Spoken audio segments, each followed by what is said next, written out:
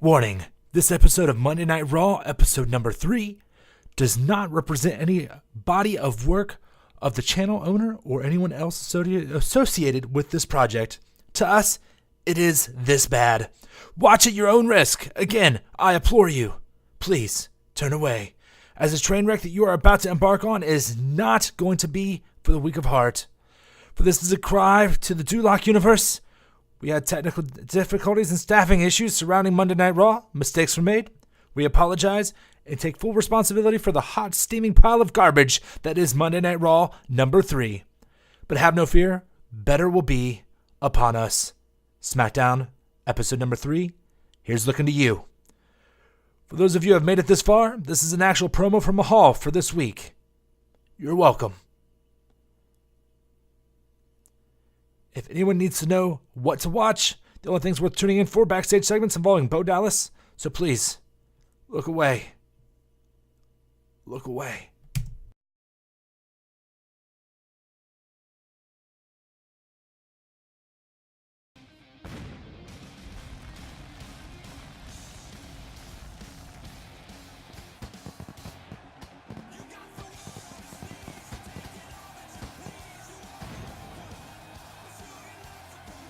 Ladies and gentlemen, welcome to Monday Night Raw. We are yet again. This is Ryan alongside Jacob. Once again, we are in Uniondale, New York. Jacob? We're so close to the Big Apple, man. I love big city life, and it's great to be here on Monday Night Raw. Yep, so it looks like we're going to have Randy Orton kicking off the night in the semifinals here. Him versus Luke Harper. What a matchup this is going to be. Going back a couple of weeks, we had that tag team little bit of a hyper tournament happening. And Randy Orton and Luke Harper were the two that advanced. And so here we are heading towards the final round. You know, when you talk about Randy Orton and Luke Harper, you really got to mention the history that these two have with one another, you know? Luke Harper, obviously, he was a day one member of the Wyatt family, and who can ever forget when Randy Orton infiltrated the Wyatts on his way to dethroning Bray Wyatt as WWE champion at WrestleMania just about a year ago, I believe. And not only did he dethrone them, but he actually won the tag team titles with Bray Wyatt, giving Luke Harper one of his first tag title reigns there, as they did defend them underneath the Freebird rule. That's true, but you got to remember that when they lost the titles, it was Randy and Luke that were teaming together. That is absolutely correct, Jacob. So here we are. I mean, we've got Randy Orton, we've got Luke Harper. Both of these men, no stranger to one another. This is going to be quite the match. You know, we saw the look in Randy Orton's eyes, his focus, this serpentine viciousness just brewing inside of him. But then you look at Luke Harper, you look into his eyes, and you just see this void. And I dare say that void might be so much more terrifying than anything that you could see in Randy Orton. You're absolutely right. It is always terrifying to see Luke Harper. As I mean, this man is.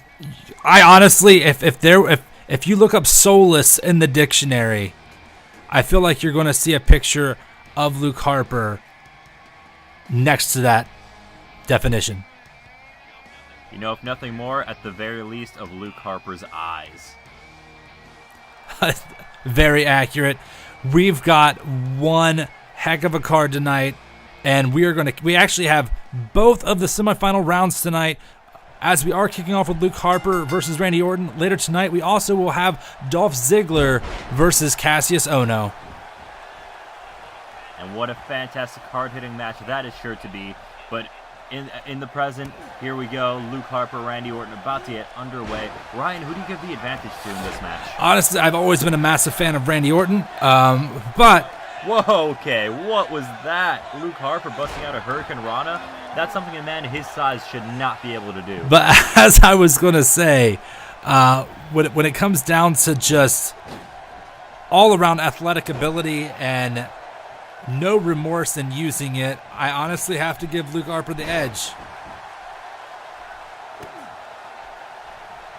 You know, I will agree with you that as far as pure athletic ability, as far as pure raw talent, yeah, Luke Harper has Randy Orton beat.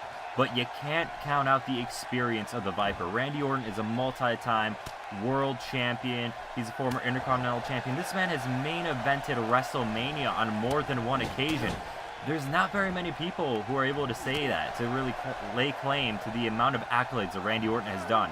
So, as much as I adore Luke Harper, I do think he might be in a bit over his head against someone like Randy Orton.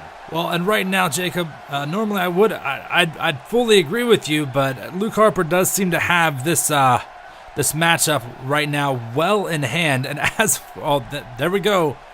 You know, Orton started to get a little bit of offense there with those flurries. Harper just picking him up, putting him right down with that power bomb. That powerbomb always looks like it's about to break someone's neck. Luke Harper is one of the best powerbombs I've ever seen in the pro wrestling business.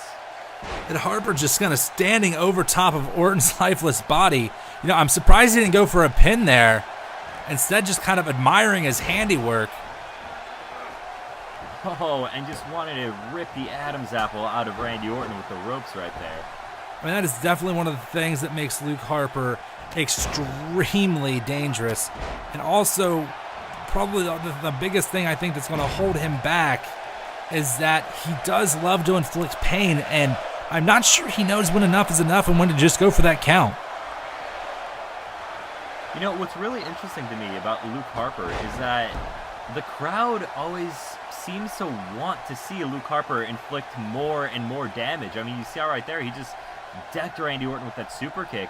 And most people, you would think, would look at that and be like, what can stop this monster? But the crowd seems to love this guy. I know the crowd is just going completely nuts for Luke Harper as Orton now, you know, smartly rolling out of the ring a moment ago. Oh, here we go. We've seen this. Are you ready, Ryan? Ready for some vintage Randy Orton? Massive DDT, laying Luke Harper out. Orton now back in control of the match, really for the first time, which is not something we see, we normally see. And speaking a little too soon,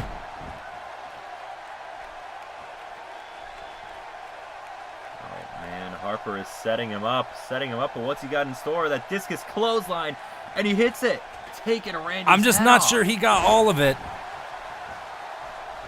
Orton, oh man, Orton powered out. I'm pretty sure that was all instinct, as Orton is still down.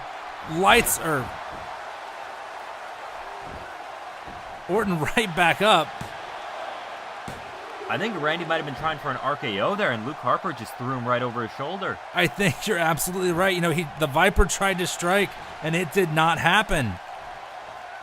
But I gotta wonder what's going through Luke Harper's head right now. He threw his best shot. He threw that discus clothesline that has beaten so many people, and Randy kicked out. And again, Harper with that cannonball. Like, this is a guy who does things, and again, just slamming Orton to the ground. A little bit of a delayed reaction, but he did go into that cover. That time, a solid 2 count. Orton barely making his shoulders up. And you see Harper is getting frustrated right there.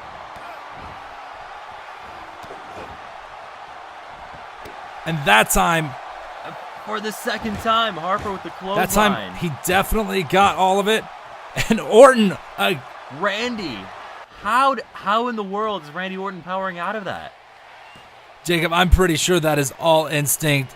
That is a 13-time world champion right there. Harper looked like... I think Harper was trying to go for an RKO there to add some insult to injury, but Randy was having none of it. Orton completely scouting his own maneuver there. We've seen this, the methodical stomping away at every single body part by Randy. Oh boy, he's calling for it. He's stalking Harper. And there it is, the RKO. Drilled him with the RKO. Man down. 1, 2, 3. Randy Orton is going to advance to the finals of the United States title tournament. You know what? Randy might have won that, but Luke Harper looked like an absolute monster. hitting him with not only one, two of those monstrous discus clotheslines. I think Randy needs to go see a doctor. He may have won, but he needs some. Yeah, that is definitely those clotheslines. That is not something you get to walk away from unscathed. That is for certain, especially with the power behind those clotheslines. Harper definitely did some damage to Orton tonight. It's going to be really interesting seeing if Orton is able to fully be recovered by next week when he will face off against the winner of tonight's later match between Dolph Ziggler and Cassius Ohno. And I'm sure that, as I said earlier, will be a fantastic match. But for right now, we are looking at the potential return to the age of Orton, as Randy Orton is one step closer to capturing the United States Championship for the shockingly first time in his illustrious career. Which will this does not look good, ladies and gentlemen. Nope. Oh dear. You bumped into the wrong man. Axeman down. Axeman down. We will have to get an update on how that goes for the Axeman. I don't think that's going to be good for him, Jacob. Not at all. You know, I don't even care about the Axeman anymore because, Ryan, we have the goddess on our screen. Your women's champion, Alexa Bliss. Alexa Bliss has been a very dominant and very outspoken champion as of late. 2 weeks ago, she did attack Charlotte Flair, left her down, basically just because she wanted to let her know, you're welcome to be on my show, but this is my show. Well, you know, there have been queens. We've seen queens come and go, but we have only ever had one goddess in the WWE. And I really think Alexa is laying claim to the women's division like we haven't seen many women do ever before. Definitely have to agree with you on that. And tonight, I honestly think that there's going to be no difference, as she is going to be facing off against the same woman that Charlotte faced off against 2 weeks ago, Alicia Fox. Oh, man. Well, you know what? Hats off to Alicia. She is stepping up against some top-tier talent, but Alexa's in a level all of her own. 100% agree with you. And while Alicia might be crazy like a fox, she's definitely going to be considered the underdog in this match tonight.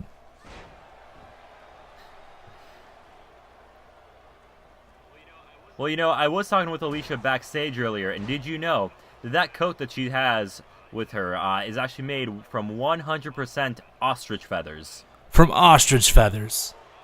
Ostrich feathers. What kind of a woman goes out and buys herself so many ostrich feathers to make that coat? That's homemade, by the way. She makes all of her own gear. You know, I'm not sure if she has that type of time and patience while also being on the road. You know, you got to give this woman some credit. She's a former women's champion in her own right, and she might just be able to put one past Alexa Bliss tonight. Who are we kidding, Ryan? Alicia's too focused on her fashion career to pay attention to Alexa Bliss. Well, at least she will have something to fall back on, won't she? I suppose she will. And speaking of falling back, a beautiful hip toss right there by Alexa. Definitely not afraid of any type of size advantage. She's just going to use her own momentum and just ragdolled Alicia Fox yet again. Yet again. Well, think about it like this, Ryan. Alexa has been on Raw and SmackDown for all of about a year and a half at most. In that time, she's become a 4-time women's champion. Alicia, she's a 1-time women's champion from what, 2010? How does that stack up to a goddess like Alexa? Honestly, there's not even a comparison to that, as you were talking about a completely different division, very different competitors, and now honestly is the time where the WWE's women division in general across the universe is way more competitive, way more stacked than it has ever been.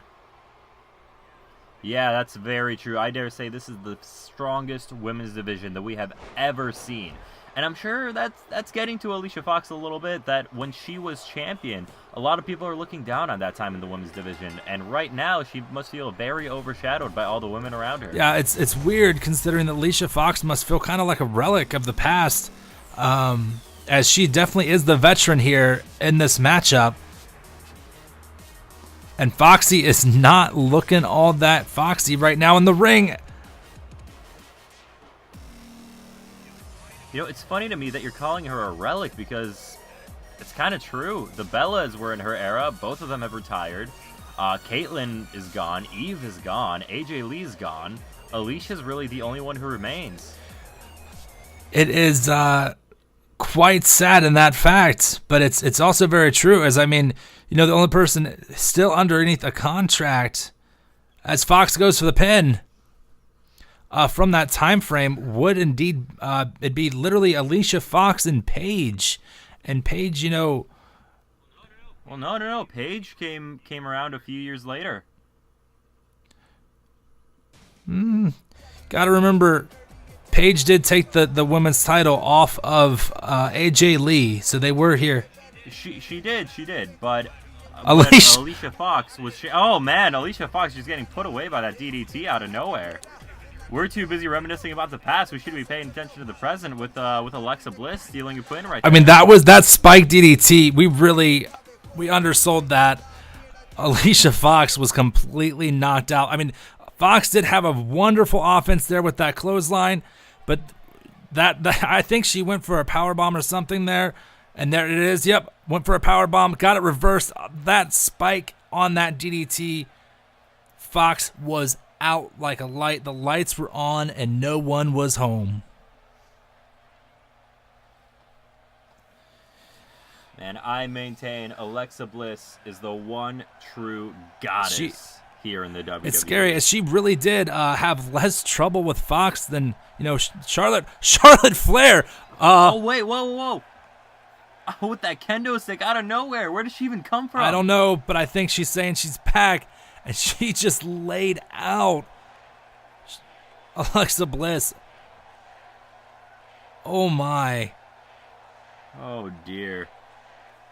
And now here we are back live. The great sorry, I'm still Maharaja Ryan. Come on. I am still in shock at the return of Charlotte there, as she just laid out Alexa Bliss. And talk about somebody who has also been showcasing a lot of aggression.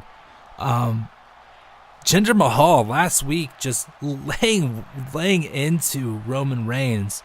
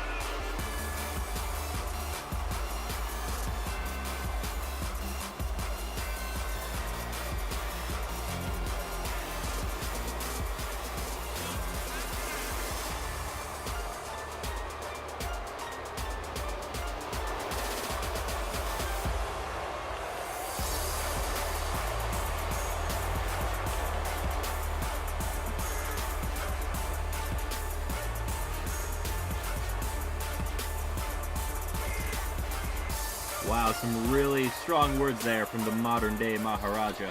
And that also really does kind of explain where that frustration comes from and why he took so much aggression out on Roman Reigns. He was wanting to make a statement to one of the top dogs of Raw to let him know that while he does come from SmackDown and was the WWE champion, he does feel completely disgraced by not being at least considered for that Fatal 4-Way.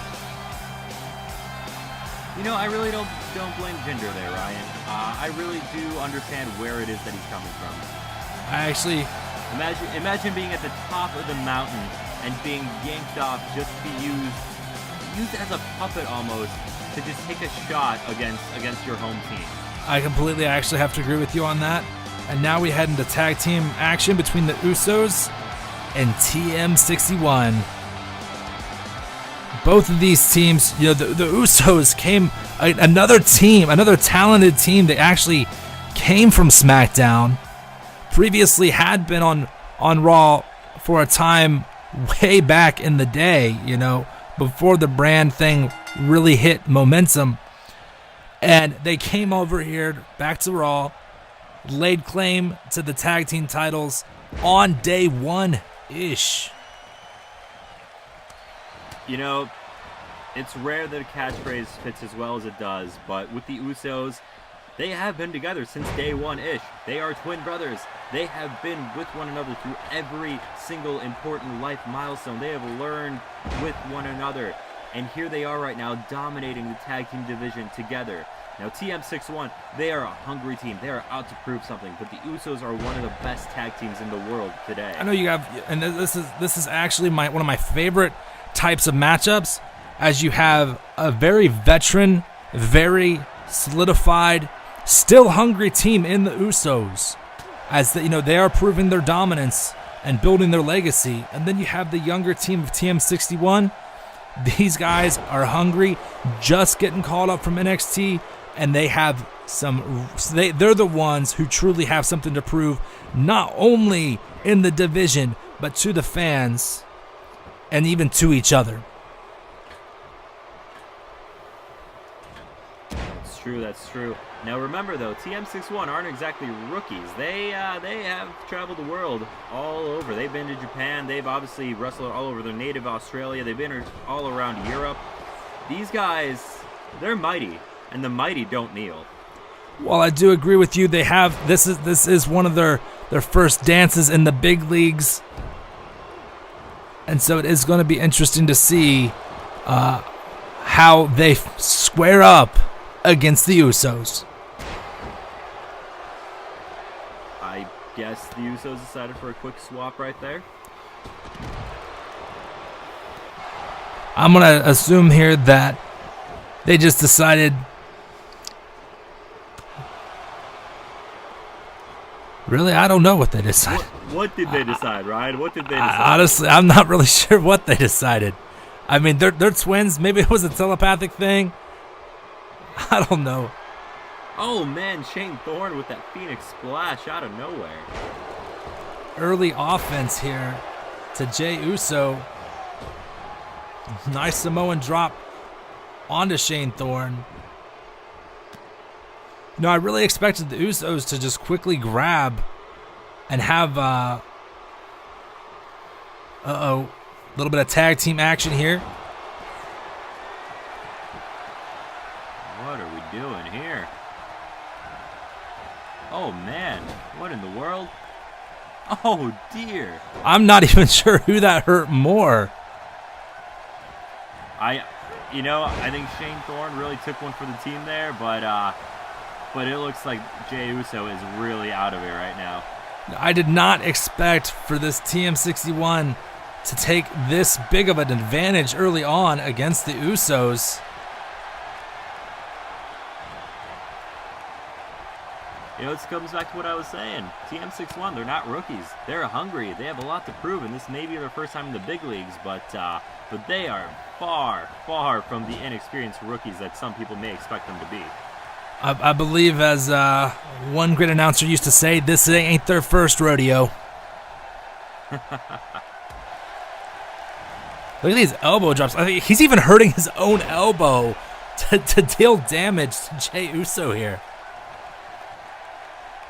I gotta wonder though, if Nick Miller and Shane Thorne can really pick up a win here tonight, that's gotta put them into tag title contention. I would definitely think so. I think anytime you can claim victory over a champion of any caliber, I think that really makes it to where somebody should be taking a second look at you.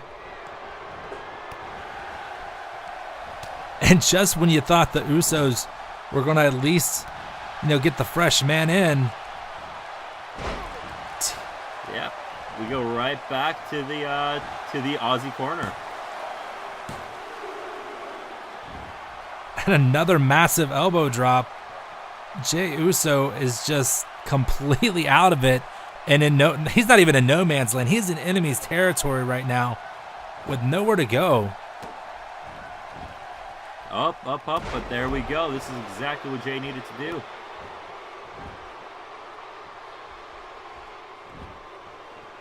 Jay's going to try to finally get Jimmy in there, and yeah, it looks like they finally were able to make the tag. Oh, what do we got going on here? A little bit of alley-oops. And I'm surprised he didn't go for the cover, but I think, after watching his brother take so much damage and just get abused, he wanted a little bit of retribution. I'm sure that's what it was, but Shane Thorne not going down without a fight. I think that was a little bit of a... Nope, okay, he just had him by the hair. At first I thought he got him by the eye.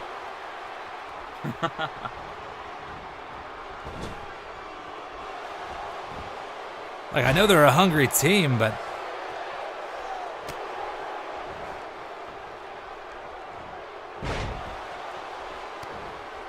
And the Usos now looking like they're finally starting... Nope. This has been very... Ever since Jimmy got in, it's been very back and forth for a moment, and now TM61. Well, hats off to TM61 right now. They are just bringing it to the champions. I know, not only are they taking it to them, I mean, they're really holding their own. They have definitely been in control the majority of this match. Even then, you saw Jimmy try to get a fast one in there on Shane, but Shane was one step ahead. He turned around right into Nick Miller's fist. I don't think he was ready for that either. And again. Quick Russian leg sweep there. I think TM61 might actually do it. They might just pull one off over the tag champs. I mean, they got it for a very solid 2 count off of that Russian leg sweep.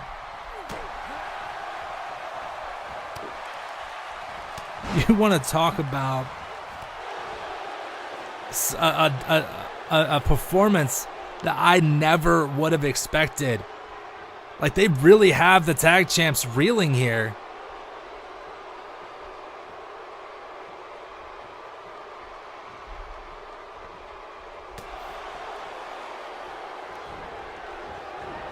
Oh man, but out of nowhere there with that corkscrew running elbow.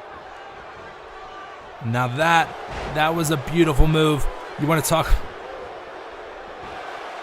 Tried to follow it up again, but that Irish whip was just enough to knock the air out of Nick Miller. Going high risk. Oh, but it didn't pay off.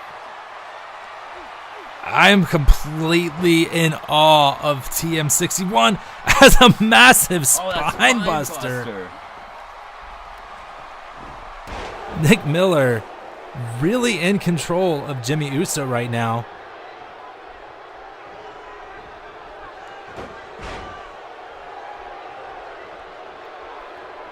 It looks like they were going to set something up there in the corner. Oh, and you get that nice swinging neck breaker.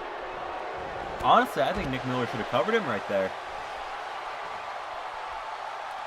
And again. You know, the Usos keep trying to go to the well and knock Shane Thorne out of there, but it's just not working for him. It's so weird and just... I feel like I'm in the Twilight Zone. The Usos are not in control of this match at all. Snake eyes there by Nick Miller.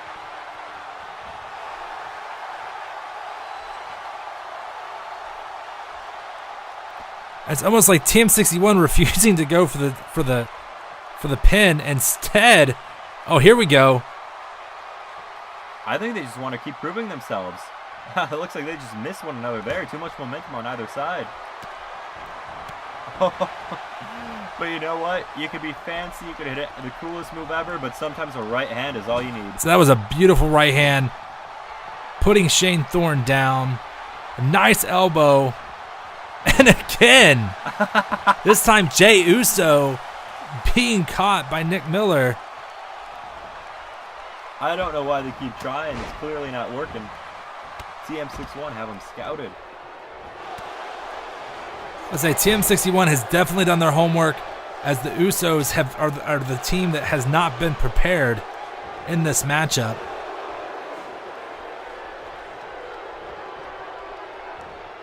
And here we go. A little bit of a sweet and sour right there.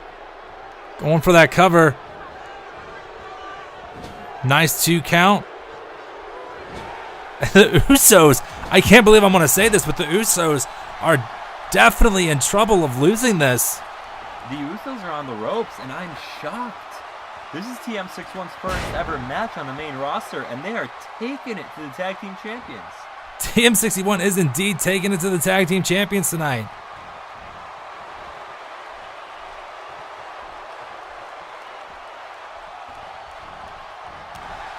I'm in awe. I don't even know what to say anymore.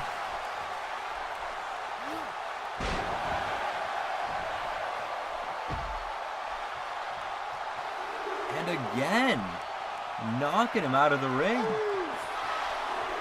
Talk about firmly in control.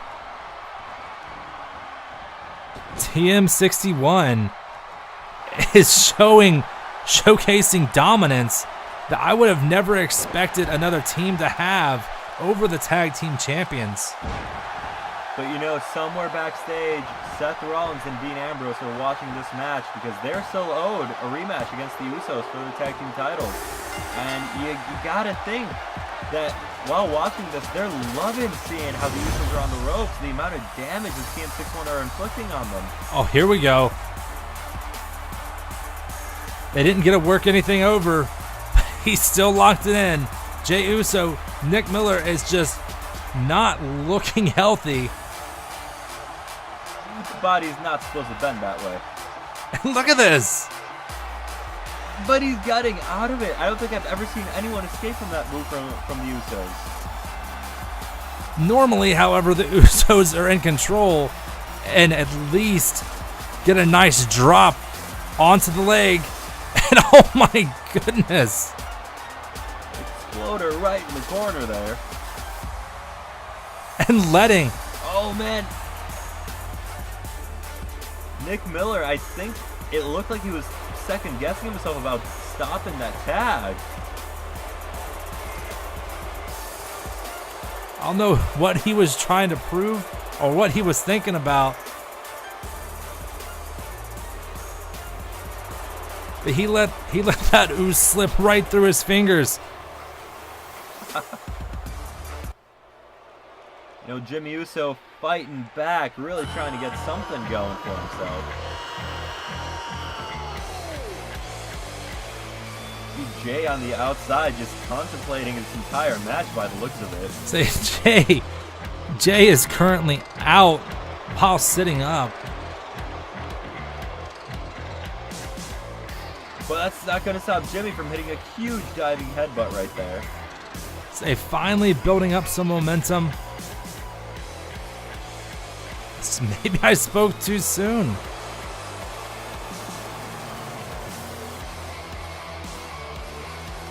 I'm not sure what the strategy there was with TM61.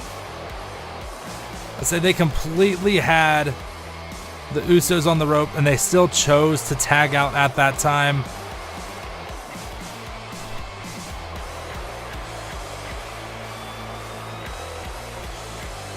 Looks like we got the Uso Penitentiary back on lock. Nick Miller on the outside of the ring. Shane Thorne on the wrong side of town.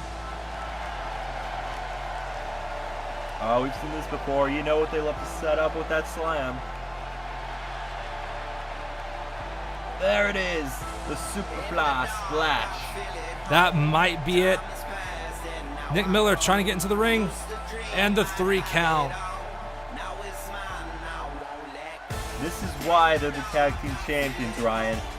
TM61 controlled, I'd say, at least 75% of that match, but the Usos are walking away your winners.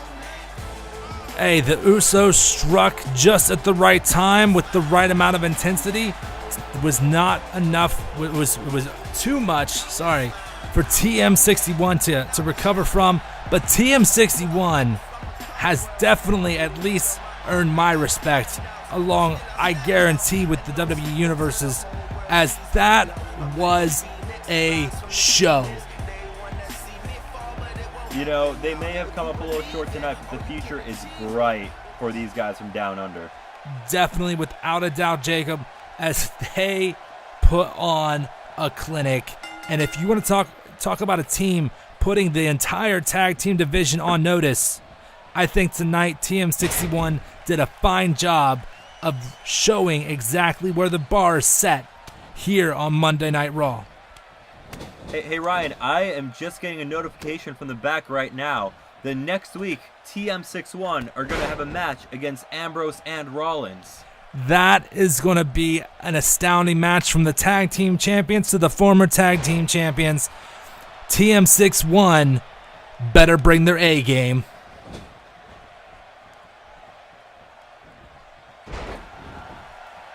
And here we go. We are bringing in a psycho killer to Monday Night Raw.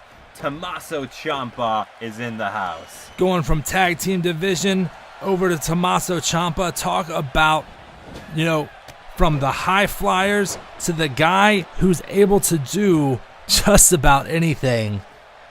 His arsenal. This is a Swiss Army knife as his arsenal.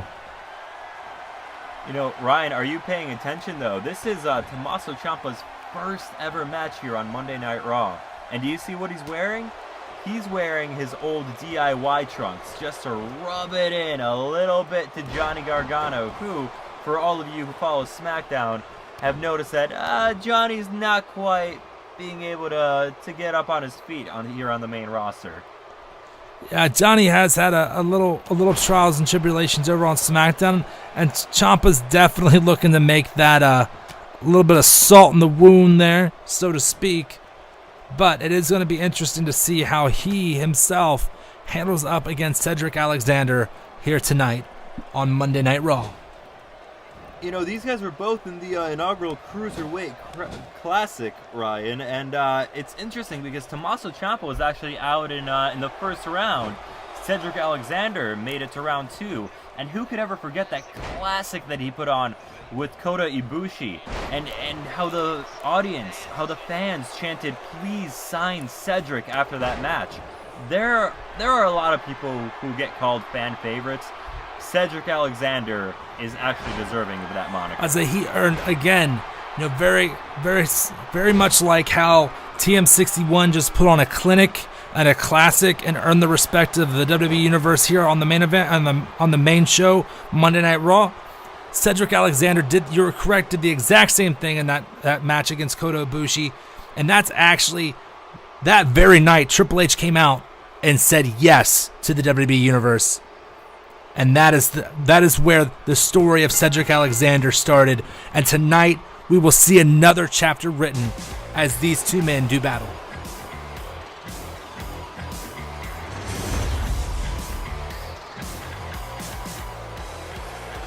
And here we go. We are getting started.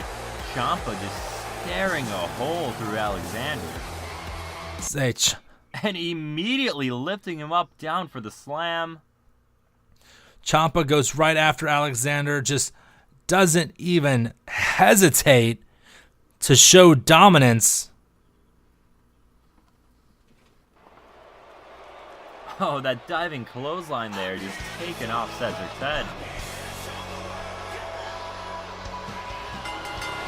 Beautiful release German suplex. I mean, you've seen some strikes, you've seen some power. Well, there's not much that Ciampa can't do. Like, he's one of the best versatile athletes on this roster. Uh-oh, Cedric Alexander firing back.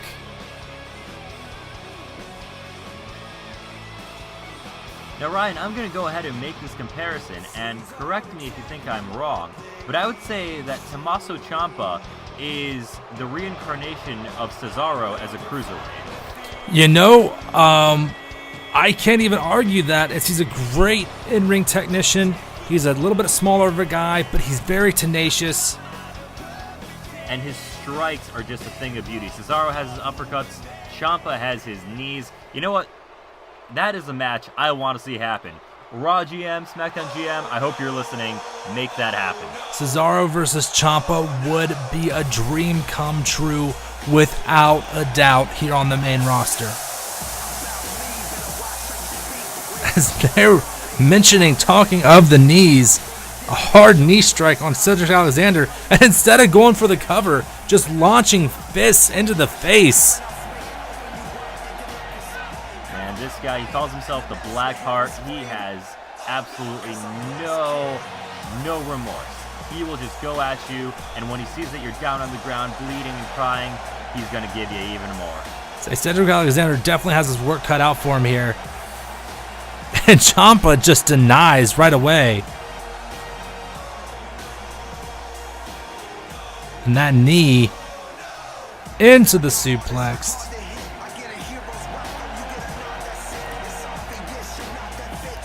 Oh man, that boot right to the face. Ciampa's just losing himself in the moment right now. But here comes Cedric trying to get something going for him.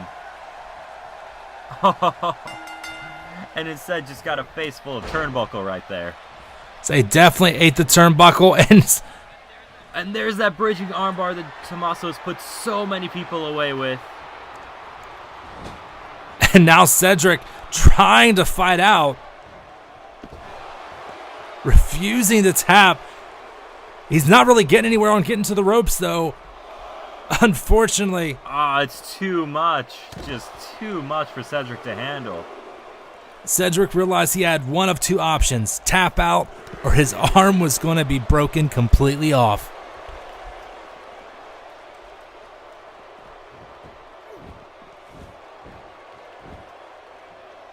And there we go. There you have it.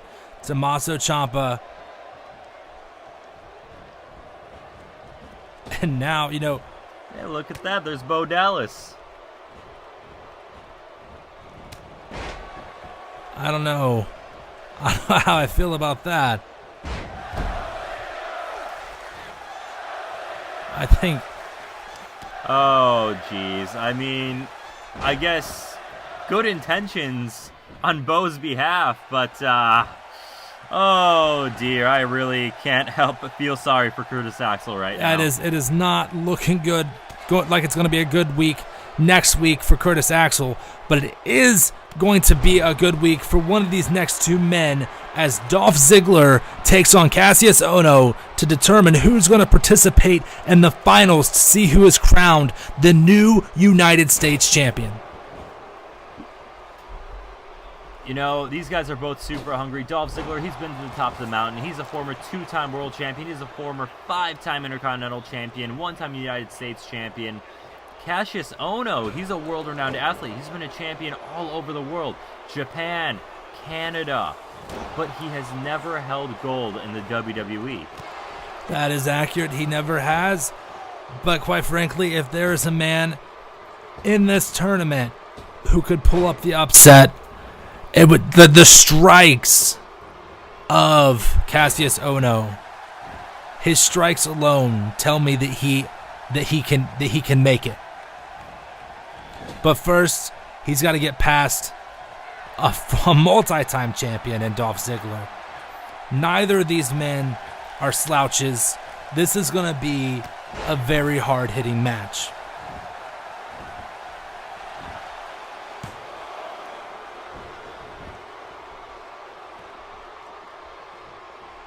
Cassius Ohno also used to be a part of a little tag team with another former United States champion, a tag team champion, and Intercontinental champion, Cesaro. So, I'm going to have to correct you there. Cesaro has never been Intercontinental champion. I could have sworn I could be getting people confused. Cesaro is a multiple-time very successful tag team champion and also a former United States champion, and I'm sure that Cassius Ohno would love to follow in his former partner's footsteps here tonight and win, well, I guess not win the United States Championship, but get one step closer to a chance at winning it. I'd say he would definitely be a one step closer, and it would become the finals. So, I mean, it would be him versus Randy Orton. It's either going to be Randy Orton versus Dolph Ziggler or Randy Orton versus Cassius Ohno. And right now... Now, that's interesting to me. That's very interesting to me because Dolph Ziggler and Randy Orton, they have fought multiple times. These guys have a rivalry that goes way back. Cassius Ohno and Randy Orton, that's the first time ever. Those are two unknown forces to one another. You are absolutely correct.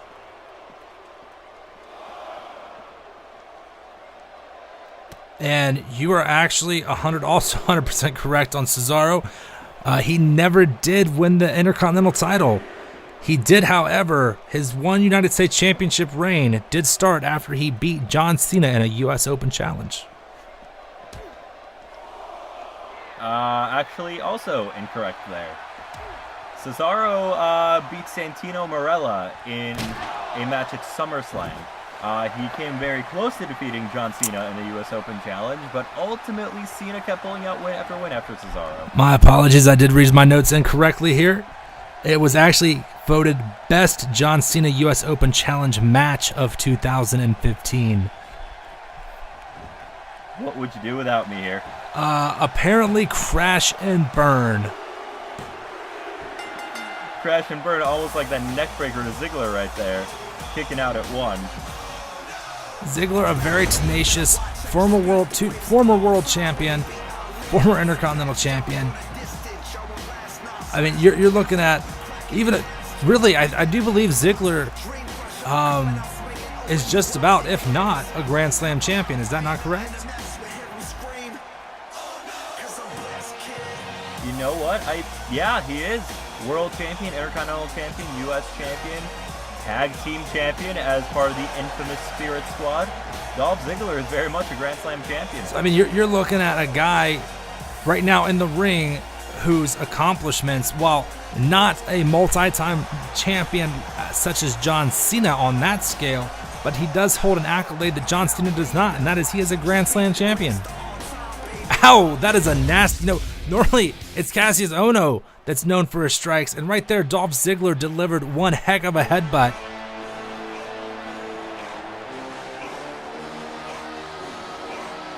Oh, you were talking about Cassius' strikes, though. He's getting right back into it right there with that nice clothesline. That was a beautiful clothesline. As now we are going to see... Nope. Ziggler really saving himself into a Faymacer. Oh, with that... I believe he likes to call that the name dropper. And from the top rope, we rarely see that, but Cassius is not having any of it. I mean, both of these men know exactly what the stakes are.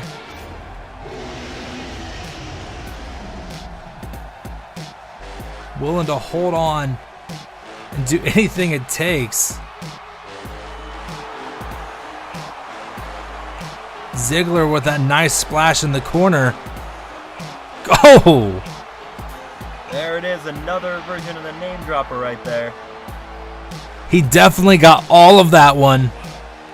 Strong 2 count. Ziggler can't believe the Ohno. But Ohno still has fighting spirit running through his veins. Uh-oh. We've definitely seen this before.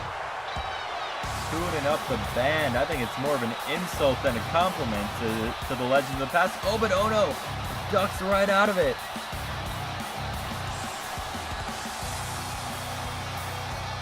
Now Ziggler going back to work on the leg here.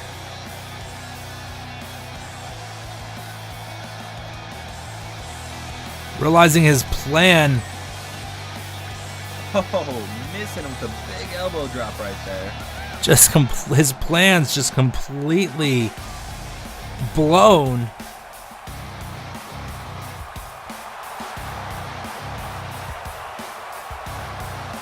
Ono just ragdolling Ziggler to the outside. I don't think Ziggler knows where he's at. Ono just kind of manhandling Ziggler here on the ringside, just dragging him anywhere he pleases. I'm not sure what Cassius is even trying to do right there. Well, I guess he was just trying to disorient him long enough to throw him into that ring post. I don't know what he's got planned here. That does not look... Oh, dear God. That couldn't be healthy. he just throws Ziggler back in the ring. I feel like we need medical attention for Ziggler. Immediately. He could have lost at least 3 teeth. Ziggler completely lifeless in the ring. Just count it, ref. This one's over. Not a chance. And that is over. Moving on, Cassius Ohno, after somebody really needs to check on Dolph, as that kick. Oh, man. Yeah, we need some help out here for Dolph after that. That was a nasty boot. Dolph's head was caught between a hard place and a hard place.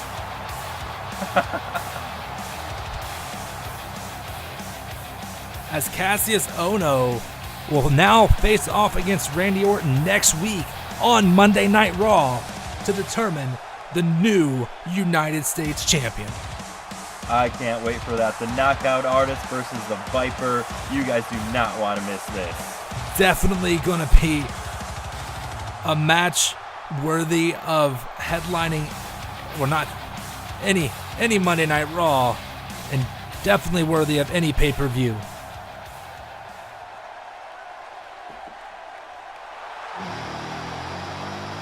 Completely unexpected. As we return to Monday Night Raw, we are going to have a little bit of tag team action now, as we are going to get the team of Samoa Joe and his tag team partner Kevin Owens facing off against Seth Rollins and Dean Ambrose. You know, this is interesting to me because Joe and KO are not really a tag team. They've teamed up on a few one-off occasions, but these are very much 2 singles competitors. Now, on the other hand, you have Rollins and Ambrose, who, you know, they showed up in WWE together as members of the Shield. They're former tag team champions, but they've been running around lately, and they've been in a little bit of disarray. So I gotta wonder what's gonna go down in this match here tonight. Well, and you did say Samoa Joe and Kevin Owens are predominantly singles wrestlers, and you are 100% correct, and they also very rarely get along with others. However, there's another thing that they both like to do. They both like to win. Kevin Owens, the prize fighter. Samoa Joe is basically a glorified hitman who just likes to inflict pain. If there was ever 2 guys to team up who could walk away from each other at any instance but still get the job done, honestly, it would be Kevin Owens and Samoa Joe.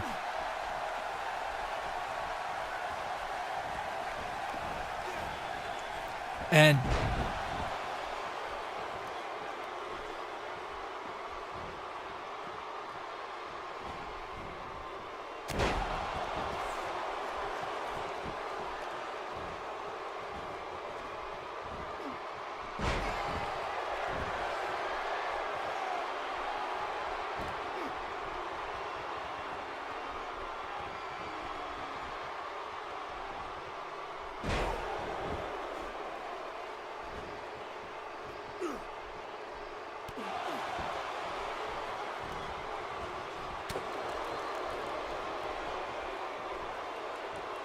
You know, Kevin Owens looking out over the crowd, and you just know, with just the look of disdain and distaste that he gives to every single member of the crowd, he truly believes himself to be above every single person here in this arena tonight.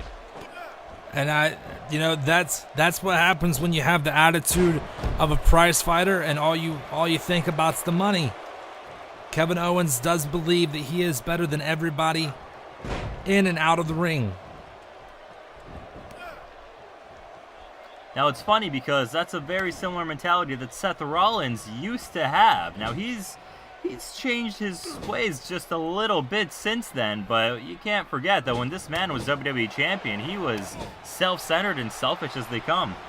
Yeah, and I honestly do believe that if anything, if humbled him more was his knee injury, which saw him lose that title, as that kind of, not only did it put him on the shelf, it gave him that, time to reflect and look.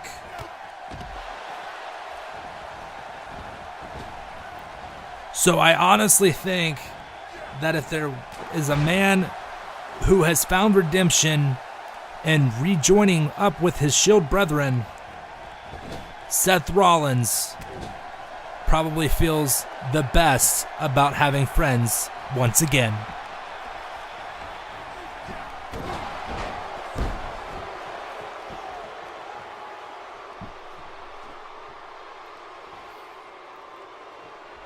It is kind of ironic here as Seth Rollins and Dean Ambrose, two of the youngest men to headline a pay-per-view. That's very true, and also Seth Rollins, one of the youngest people to headline WrestleMania. Whoa. I mean, who could ever forget that night that he ran in and cashed in on Roman Reigns and on Brock Lesnar and walked out the WWE Champion? Also one of the first true clean, if you can consider that, a clean pinfall victory over Roman Reigns.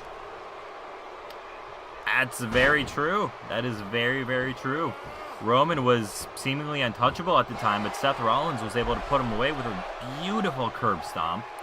And that's after he had already been to Suplex City and went, honestly, on its outer belt and just took a couple loops and hit a couple F5s along the way. And Roman truly proved just how tough he is that night. And then, of course, nobody can ever leave out the lunatic fringe himself, Dean Ambrose. This man actually challenged Brock Lesnar to a street fight.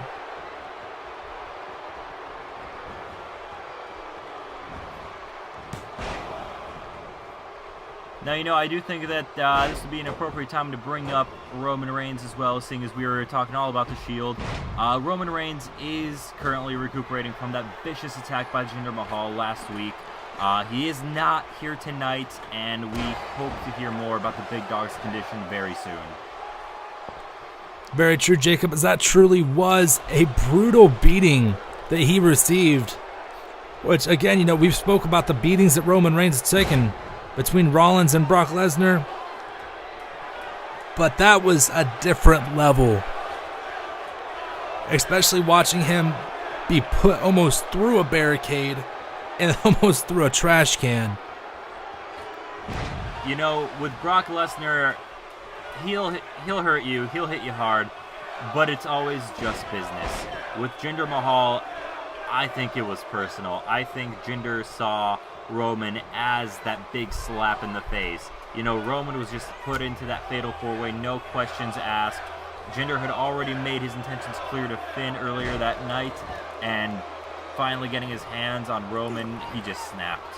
I think you're absolutely correct. I mean, and the thing is Jinder did not fully get that job done in the ring, and I think that was the other thing is he had a little bit of miscommunication there. Well, the ref had some miscommunication there, as Reigns totally had his foot on the rope, and I think that really aided Jinder as well, as he knew what the ref didn't, and he saw Roman Reigns as Monday Night Raw, and he just took Reigns out. Oh man, Dean trying to stop the tag there, but it was a little too late.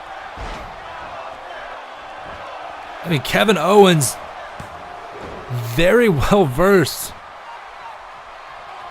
You want to talk about a guy who knows how to survive.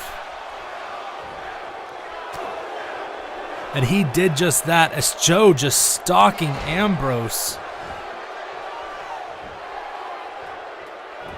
Now, Dean can take a lot of damage, but Samoa Joe is really something else. Samoa Joe is a dangerous, dangerous man. And I know Dean, and I know he'll never give up, but he's really got to look out for his own safety in there. Look at that, coming back. Went for that patented elbow drop, man, and got caught. Oh, but he slipped out from Joe. Got him right in the back of the knee. But letting him roll out, that's a mistake right there. I think he planned on he hit Owens first, didn't want any distractions. Looked like he was going to go for that suicide headbutt. And Joe was in his face upon returning from the ropes. Oh, he's tagging in Seth. Let's see what these guys can get done together. Oh, man. Sending Joe right into the turnbuckle. Talk about getting turned inside out. But Seth is just standing there right now, and I'm wondering what must be going through his head right now.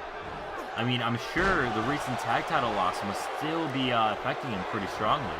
He was definitely somewhere else. He was not in this match for those few seconds. He was out there, and that really may have cost him here. Oh, man.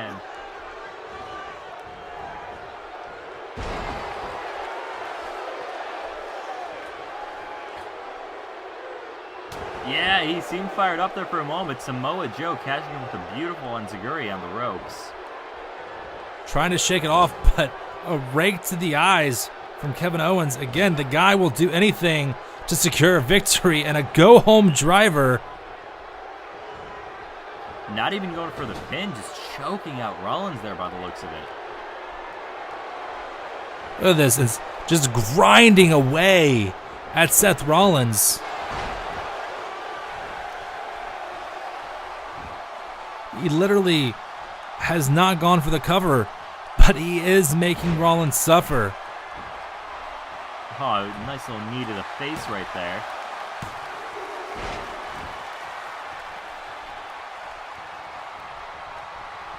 Owens now just kind of mocking Rollins. Rollins fighting back.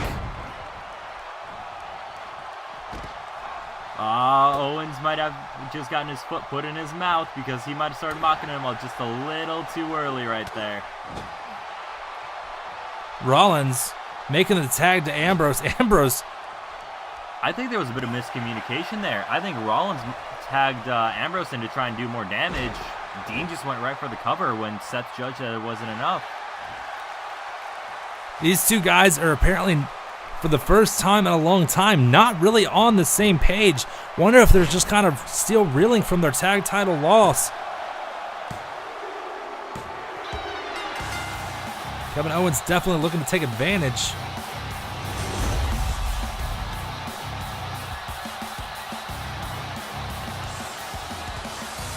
You know, it's really, I think this is the moment for Dean and for Seth to really take control because Samoa Joe is still out of this match right now. Yeah, Samoa Joe is nowhere to be seen. Ambrose looking to... Ambrose just missed is what he just did. Owens simply sidesteps, puts himself back in position.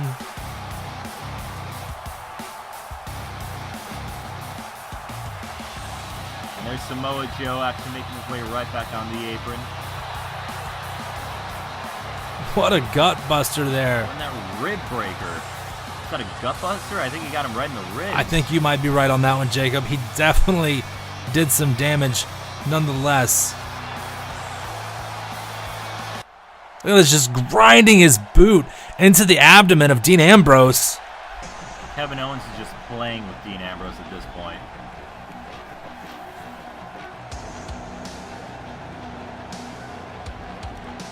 And again. That's a gut buster right there. And immediately followed up with that senton.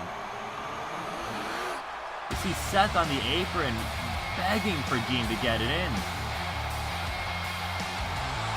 Ambrose looked like he was going to go for it. Really looking for that fisherman. Setting up for that, for that fisherman suplex, but it just wasn't enough. This time, Rollins in there to break up the count.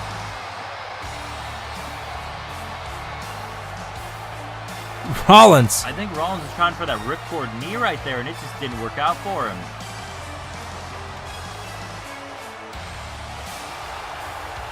Ambrose is crawling towards the turnbuckle, but there's no one there. There's no one in his corner. I think he just realized that.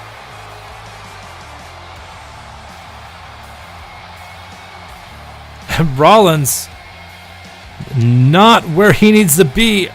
Joe dropping the legs. And Rollins is jumping out after Owens. Talk about coming back to life. Looks like the Shield members were momentarily coming back. Ambrose had started something, but Samoa Joe just shut him down. Bullplex on top of that. Suplex right there, yeah. I don't know what Rollins is trying to do there. Distracting the referee, I guess. And here we go. Midst of a Chimeraplex. Rollins breaking it up, getting Ambrose on the getting Kevin Owens on the outside. Ambrose now taking control of Samoa Joe. Rollins is going to get himself disqualified if he stays in there, though.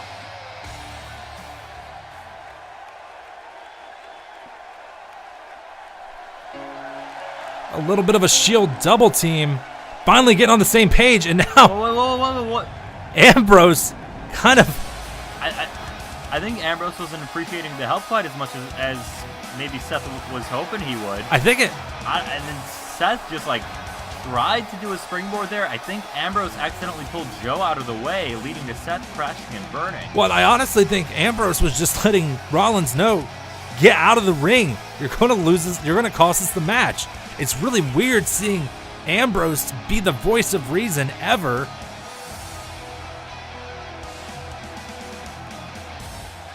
Even now getting him out of the way because knowing Rollins could just tag himself in at any moment while they were in that corner.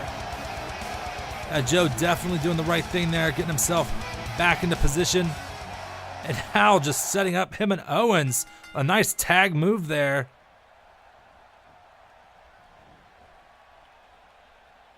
And now, Kevin Owens with the dirty deeds. With Ambrose's own finisher. 1, 2, and a Phoenix Splash. Oh my God, Rollins with a Phoenix Splash to break it up. May have done more harm than good. Oh, but Joe with that Death Valley driver taking Seth out of the equation. Ambrose trying to fight back here. Rollins now nowhere to be found, completely disoriented by that Death Valley driver.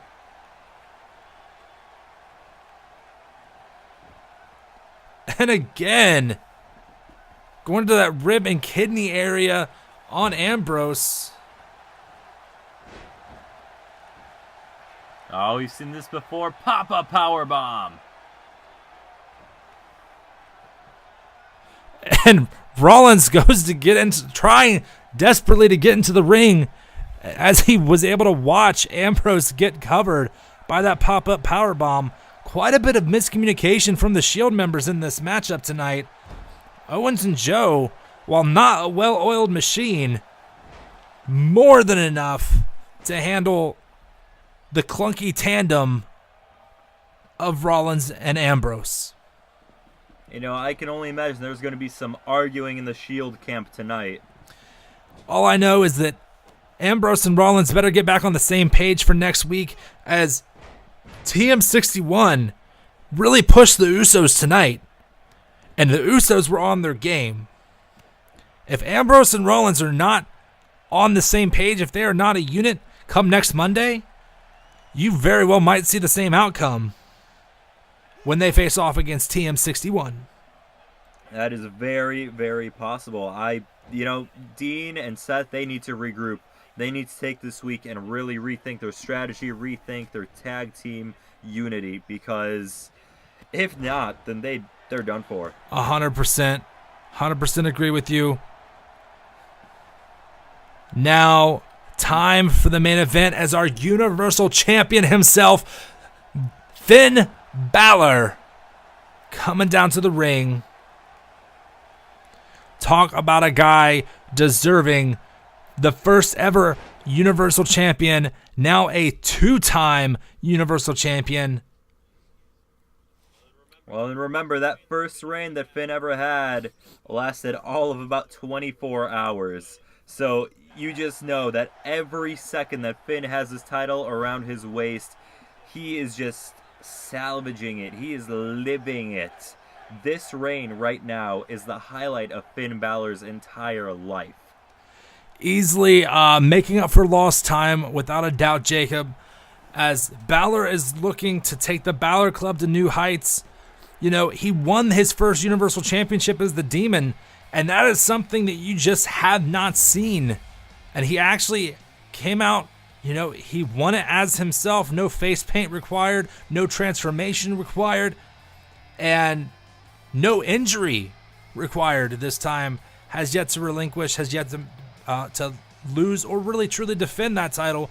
That first true challenge is going to come next week when he does face off against Jinder Mahal, the modern day Maharaja.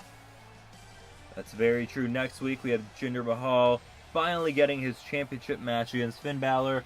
And you know, to go back to the Demon points, I understand why Finn isn't dressing up as the Demon. So many people attributed all of his success to the Demon, to him being able to focus and channel his energies in such a creative way. I think Finn wants to show them that there doesn't need to be any sprinkles on top of this cake for it to shine. Finn, on his own, is perfectly capable of being champion. He doesn't need the Demon. Well, and you know, Jacob, honestly, I also think the Demon is a true hindrance to him as well. Yes, he does seem to perform that much better and that much more aggressively. I also think that that's also kind of what caused him to become injured in the first place. He throws complete caution to the wind, thinks he's an immortal. As the Demon takes over, you know, his body be damned, and the second thought in his life as he is completely focused on the task at hand, and that is how he injured his shoulder. So I think that's very, very true. We gotta bring this up. The Demon is almost undefeated. The Demon has only been defeated once, and that was by Samoa Joe in an NXT Championship steel cage match. Other than that, the Demon has never lost a single match. And that's even when breaking the body of Balor himself. He still won the match. He still became Universal Champion. And so, I mean, that is definitely something that we're going to have to be looking at, as now his very hungry opponent, Roderick Strong, making his main roster debut against a 2-time Universal Champion. Like that is a tall order. Well, you know, Roderick Strong and Finn Balor, they go way back. They've danced with one another a few times outside of the WWE. Now, Roderick Strong, he's been down in NXT. He's been a thorn in the side of Drew McIntyre. He's been a thorn in the side of Bobby Roode. But he was never able to actually get that title around his waist. And now look at this. You know, they kind of filled each other out there at the beginning. And now Roderick Strong out wrestling Balor. And now with some strikes, going into what looks to be a big back body drop. Ooh, beautiful back suplex right there, dropping Finn right on his neck. And look at that, just targeting that back and shoulder area. Well, you know, he is the messiah of the backbreaker, so I can only assume that we've got a whole lot of offense planned right in the back. Look at this, both of these guys just strikes reversed, grapples reversed, and a nice elbow from Balor.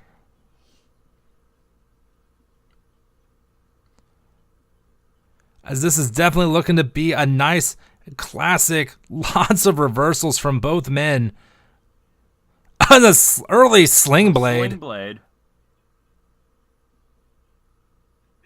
Finn may be getting a little ahead of himself right here, taunting.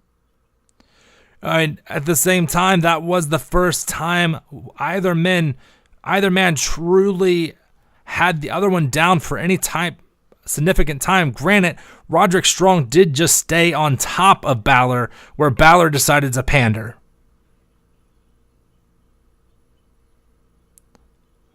Ooh, right there. Strong narrowly avoiding disaster, but it just didn't pay off for him. Looks like after avoiding disaster, he did go for a wild strike. Balor just wasn't there. Balor capitalized. Both men now kind of back and forth. Balor looks to be going for a sunset flip. Nice sunset flip power bomb. As he keeps the strikes and pressure. Now realizing Roderick Strong is indeed going to be a bit of a problem.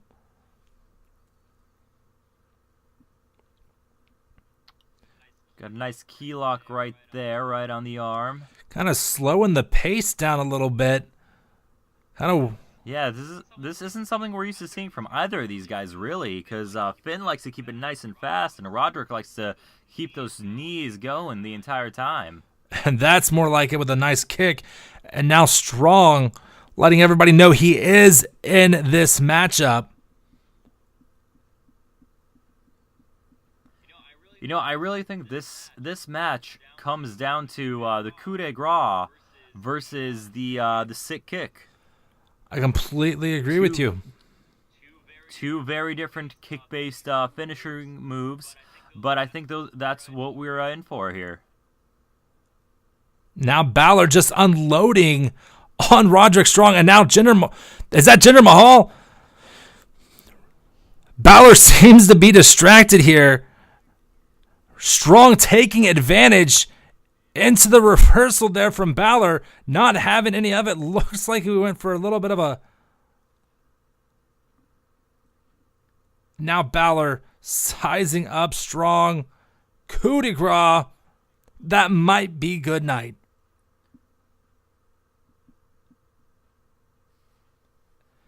Roderick Strong put down for the 3 by Balor, though what a distraction that caused. I'd love to see these two have a rematch without any type of Jinder Mahal distraction. I think Roderick Strong has a lot more left to offer. I think that distraction by Mahal actually got more into Strong's head than it did into Balor's. I think Strong saw that as a big opportunity to pull a fast one on Finn, and it just bit him right in the rear end. I completely agree with you. I think that, he saw the opening, didn't think it through, went for it. Balor still, kept that ring awareness, knew that Strong was still a threat behind him, took him seriously, never took him lightly on that front. He learned from that first mistake of taunting him, and Balor now goes on a heavy momentum. Next Monday, Jinder Mahal versus Finn Balor, the Universal Champion, the title on the line. Ladies and gentlemen, this has been Monday Night Raw. Thank you for joining us. Have yourself a wonderful night.